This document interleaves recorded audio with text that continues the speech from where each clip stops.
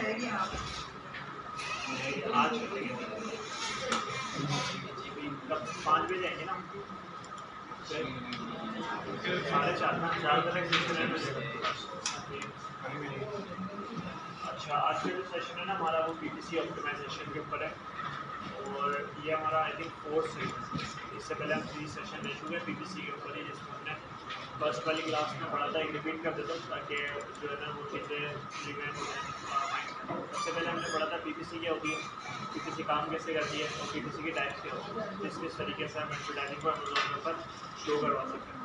उसके बाद फिर हमने पढ़ा था पीपीसी की स्पॉन्सर प्रोडक्ट्स क्या होती हैं। स्पॉन्सर प्रोडक्ट्स में मजीद 2-3 चीज़ें हमने पढ़ी थी। एक हमने पढ़ा था ऑटोमेटिक कैंपेन्स, उसको क्रिएट कैसे करते हैं, उसको प्रैक्टिकल किया था, लाइव डेमो किया था। और दूसरा हमने मैनुअल कैंपेन। ठीक है, मैनुअल कैंपेन क्या होती है, उसकी प्रैक्टिकली क्या कहते हैं किस तरीके से उसको क्रिएट करते हैं और उसके क्या वेज होते हैं जिसके हम उसको बहुत इफेक्टिव तरीके से यूज़ कर सकते हैं। इसके बाद हमारा जो अगला चीज़ थी वो थी कि इसकी जो टर्मिनोलॉजीज होती हैं पीपीसी की, ये क्या होती है। वैसे अब कैंपेन्स तो हमने बना लिया, अब हमें क्या पता लगेगा सीपीसी क्या है, एक्स क्या है, एक्स क्या है, ठीक है, आरओएस क्या है। ठीक है, फिर हमने कुछ इसमें एडवांस चीज़ें भी पढ़ी थी कि सीपीए क्या होता है, ठीक है, मैक्सिमम सीपीए क्या होता है, कॉस्ट पर क्लिक क्या होता है और साथ में हमारा क्लिक टू ऑर्डर रेशो क्या होता है। ये डिफरेंट चीज़ें होती हैं टर्मिनोलॉजी, जिसकी वजह से हमें पता लग रहा होता है कि हमारे हमने जो कैंपेन्स आई है बेसिकली वो चल रही है। अच्छा आज है पीपीसी ऑप्टिमाइजेशन। ये बहुत ज़्यादा ना आज का बहुत ज़्यादा इंपॉर्टेंट सेशन है। इंपॉर्टेंट सेशन क्यों है, उसके डिफरेंट रीजन है। लेकिन कैंपेन्स बनाना ये कोई बड़ी बात नहीं होती, कैंपेन्स कोई भी बना देता है। नॉर्मली क्या हो रहा होता है, कैंपेन्स बनाते हैं, सिंपल उसके बेसिक रूल है, जाके कैंपेन्स का नाम लिखना है, मैच टाइप सेलेक्ट करनी है, जो कीवर्ड है वो डाल देना है। अगर ऑटो चला रहे हैं तो लूज मैच, क्लोज मैच, इस तरीके की चीज़ वहाँ पे जो है ना हमने लेनी है और कैंपेन्स चला देनी है। असल काम होता है कैंपेन्स चलाने के बाद जब वो कैंपेन्स रिजल्ट देना शुरू कर दिया ना उसको ऑप्टिमाइज करना। मैंने आपको बताया ना हर कैंपेन आपको 100% सही रिजल्ट नहीं देगी। अब मिसाल के तौर पर आपने ऑटो चलाया, अब ऑटो में ज़रूरी नहीं है कि वो आपको हर रेलिवेंट कीवर्ड के ऊपर ही शो करे। हो सकता है वो कुछ ऐसे कीवर्ड के ऊपर भी शो कर रहा हो जहाँ पे जस्ट आपको क्लिक पड़ रहे हो और ऑर्डर ही ना हो। ठीक है, तो हमने क्या करना होगा फिर उस सूरत में उस कीवर्ड को नेगेटिव करना होगा कि भाई ये कीवर्ड हमारे किसी काम का नहीं है। यहाँ पे भले से हमारी जैसी प्रोडक्ट हो, लेकिन वो जो बायर है उसका वो इंटेंट नहीं है कि वो हमारी प्रोडक्ट को आगे खरीदे, उसका इंटेंट कुछ और है। या हमारा डिज़ाइन कुछ डिज़ाइन रिलेटेड कीवर्ड होते हैं, वो एक स्पेसिफिक डिज़ाइन को जो है जस्टिफाई कर रहे होते हैं, तो मेरा डिज़ाइन वो कीवर्ड के लिए हो ही ना। ठीक है, या मेरा कलर है, मिसाल के मैं ब्लैक कलर की कोई चीज़ बेच रहा हूँ और मेरा प्रोडक्ट हो रहा है ग्रीन पे, पिंक पे, येलो पे, तो वहाँ मेरी वो प्रोडक्ट दिखेगी नहीं। ऑटो तो क्या करेगी, मेरे वो तो दिखा देगी कैंपेन, लेकिन आप लोग ना थोड़ा सा या तो बैठ जाए या पीछे जाके बात करें। ठीक है, तो ये वाली चीज़ जो है ना ये हमें ऑप्टिमाइजेशन के अंदर पता लगनी होती है कि भाई क्या चीज़ चल रही है क्या नहीं। अब वो चीज़ें, अब जैसे लिस्टिंग होती है ना, हमारी लिस्टिंग बनाना तो सबको आता है नॉर्मली कि भाई टाइटल डाल दो, बुलेट पॉइंट डाल दो, इमेजेस डाल दो, लेकिन ऑप्टिमाइज करना ये गलत है। ऑप्टिमाइज में आप देखते हो कि इस लिस्टिंग के लूप होल्स का है, कहाँ पे ये लैग कर रही है लिस्टिंग, इसके इमेजेस में कोई मसला है, इसके बुलेट में कोई मसला है, डिस्क्रिप्शन में मसला है, कीवर्ड यूज़ हुए हैं नहीं हुए हैं, A+ कंटेंट है नहीं है, वीडियो है नहीं है, हमारी प्राइस क्या है, रिव्यूज़ क्या है, ये सब देखने के बाद हमें लिस्टिंग के बारे में पता है। सेम गोज विद पीपीसी के ऑप्टिमाइजेशन के वहाँ पे हमने कैंपेन्स तो बना दी, लेकिन अब जब वो कैंपेन्स रिजल्ट देना शुरू कर दिए ना तो उनको चेक करना है कि वो रिजल्ट हमारे हिसाब से दे रही है नहीं दे रही। जो चीज़ हमारे हिसाब से रिजल्ट नहीं दे रही उसको हम बंद कर देते हैं, और जो चीज़ हमारे हिसाब से रिजल्ट दे रही है हम उसको मज़ीद क्या कहते हैं उस पर इन्वेस्ट करते हैं और कोशिश करते हैं वहाँ पर रैंक हो। अगर कीवर्ड, और अगर कीवर्ड नहीं है लाइक ऐसे ना, तो कोशिश करते हैं वहाँ हमारा मज़ीद ऊपर जाके रैंक शो हो ताकि हमें और उसके ऊपर अच्छे ऑर्डर। ठीक है, तो ये ओवरऑल ऑप्टिमाइजेशन है। मार्केट में लोगों को कैंपेन्स बनाना भी आती है, ठीक है, पीपीसी भी पता होता है क्या है, ऑप्टिमाइजेशन हर बंदे को नहीं आता। ऑप्टिमाइजेशन में बहुत सारे लोग लैग कर रहे हैं। उसका रीज़न ये है कि ऑप्टिमाइजेशन बाकायदा सीखनी पड़ती है, और सीखने के बाद जब तक आप प्रैक्टिकल नहीं करोगे ना आपको ऑप्टिमाइजेशन नहीं पता लगेगी। प्रैक्टिकल कैसे, आप किसी भी अकाउंट में, जैसे आप जिन्होंने यहाँ से पेड कोर्स लिया हुआ है वहाँ पे तो बाकायदा हम फाइल्स देते हैं आपको 2-3 कि भाई फाइल्स है, इस पर जाके प्रैक्टिस करो कि इसको ऑप्टिमाइज़ कैसे करना है, ऑर्डर कैसे करना है। लेकिन जिसके पास नहीं है, जो कि EVS वगैरह के स्टूडेंट है, वो क्या करते हैं, वो किसी से ले सकते हैं, उनके पास फाइल है, वो फाइल्स लें। वो फाइल्स कैसे डाउनलोड करते हैं, फाइल्स होती कौन सी है, उसको बल्क ऑपरेशन रिपोर्ट भी कहते हैं, और हम उसकी डिफरेंट रिपोर्ट्स यहाँ से डाउनलोड कर रहे होते हैं। तो उसमें होता क्या है बेसिकली कि हम वो रिपोर्ट्स डाउनलोड करते हैं कि हमारी जो कैंपेन चली है उसमें क्या रिजल्ट दिया है और उसको हम किस तरीके से ऑप्टिमाइज़ कर सकते हैं। ठीक है, तो आज इसको ही मैं डिटेल में डिस्कस करूँ। सबसे सबसे पहले हम आ जाएंगे पहले सेंट्रल के ऊपर, और ये हमारी एडवर्टाइजिंग चल रही है, ठीक है। एडवर्टाइजिंग करने के बाद हमारे पास ना यहाँ डिफरेंट ऑप्शन आ रहे होते हैं रिपोर्ट डाउनलोड करने के लिए। हमारे पास दो तरीके की रिपोर्ट्स होती है, ठीक है। एक रिपोर्ट होती है बल्क ऑपरेशन। बल्क ऑपरेशन कहाँ से शुरू होती है, तो यहाँ पे हम स्पॉन्सर्ड एड में, और यहाँ नीचे मुझे बल्क ऑपरेशन नजर आता है। बल्क ऑपरेशन कौन सी रिपोर्ट होती है, नीचे अगर मैं बल्क ऑपरेशन वो रिपोर्ट होती है बेसिकली जिसमें मुझे ना मेरी ओवरऑल कैंपेन्स बता देगा कितनी कैंपेन्स चल रही हैं, कौन से कैंपेन्स में कौन सा एड ग्रुप चल रहा है और कौन से एड ग्रुप में कौन से कीवर्ड चल रहे हैं। लेकिन ये मुझे ना सर्च टर्म नहीं देगा। सर्च टर्म कैसे, लेट सपोज हमने पढ़ा था कि फ्रेज भी एक कैंपेन होती है और एक ब्रॉड भी होती है। फ्रेज में क्या होता है कोई बताएगा, तो एक बंदा बता दे फ्रेज में होता है फ्रेज में सर आप जो हमने फ्रेज सेलेक्ट किया मतलब फ्रेज से पहले या बाद में वो जिस ऐड हो रही है तभी हमारा ऐड हाँ वहाँ पे हमारा ऐड शो, ठीक है। यानी कि मिसाल के तौर पर मेरा क्या कहते हैं ना कीवर्ड है वाटर बॉटल, ये मैंने फ्रेज में डाल दिया। अब अगर कोई बंदा सर्च करता है प्लास्टिक वाटर बॉटल तो भी मेरा ऐड शो होगा। अगर कोई लिखता है वाटर बॉटल फॉर प्लास्टिक या वाटर बॉटल फॉर अडल्ट या वाटर बॉटल फॉर मैन, तो वहाँ पे भी मेरा ऐड शो होगा, क्योंकि वहाँ पे मेरा वो पूरा फ्रेश शो हो रहा है ना, तो जो मैंने फ्रेश टारगेट किया। अच्छा, नॉर्मली क्या होता है जब भी हम कोई कैंपेन चलाते हैं ना, हमें उस कीवर्ड का रिजल्ट मिलता है। अगर मैं एग्जैक्ट में चला रहा हूँ, अगर मैंने वाटर बॉटल को एग्जैक्ट में डाला है तो क्या होगा, वाटर बॉटल पे ऐड होगा और मुझे आगे उसके रिजल्ट बता रहा होगा। लेकिन फ्रेज में ऐसा नहीं होगा। फ्रेज क्या करेगा, फ्रेज हमें मजीद कीवर्ड्स ला के देगा, समझ रहे हैं।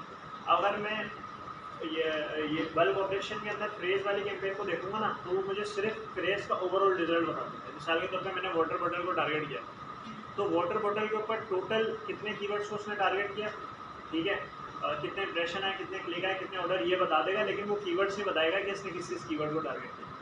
तो एक्चुअल में तो हमें वो कीवर्ड्स चाहिए कि इसने किस कीवर्ड को टारगेट किया और वहाँ से मतलब बायर ने क्या सर्च किया तो हमारा ऑर्डर है।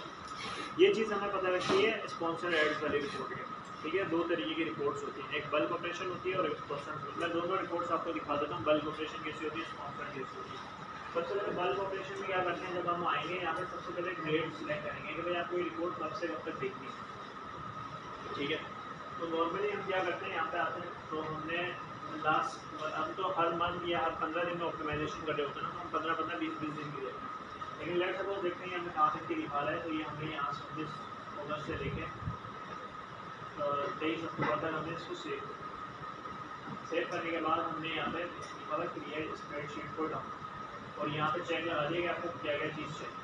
टर्मिनेटेड कैंपेन हमें नहीं चाहिए, कैंपेन आइटम में जीरो इंप्रेशन हमें नहीं चाहिए, ग्रैंड एसिड डेटा में ये भी चाहिए। ये जिसमें चेक लगा है हमें सिर्फ ये चीज़ हमने क्या किया, क्रिएट सेपरेट शीट को डाउनलोड कर दिया। अब जैसे क्लिक किया ये यहाँ पे पेंडिंग में चली गई कि भाई ये अभी 10-15 मिनट लगेंगे, ये आपको क्या करेगा, जनरेट करके रिपोर्ट दे देगा। ओवरऑल आपका सारा डेटा उठाएगा, एक्सेल में डालेगा और आपको दे देगा। अब हम 15 मिनट तो वेट नहीं कर सकते, ऑलरेडी जो पुरानी रिपोर्ट डाउनलोड हुई है ना, हम उनको देख सकते हैं। ये रिपोर्ट है, मैंने इसको खोल दिया। अच्छा, ये रिपोर्ट तो डाउनलोड हो गई। इससे पहले ना मैं आपको कुछ चीज़ें दिखाना चाहता हूँ जो हम अमेज़ॉन के ऊपर भी देख सकते हैं विदाउट रिपोर्ट डाउनलोड किए। वो क्या होती है वो मैं आपको बताता हूँ।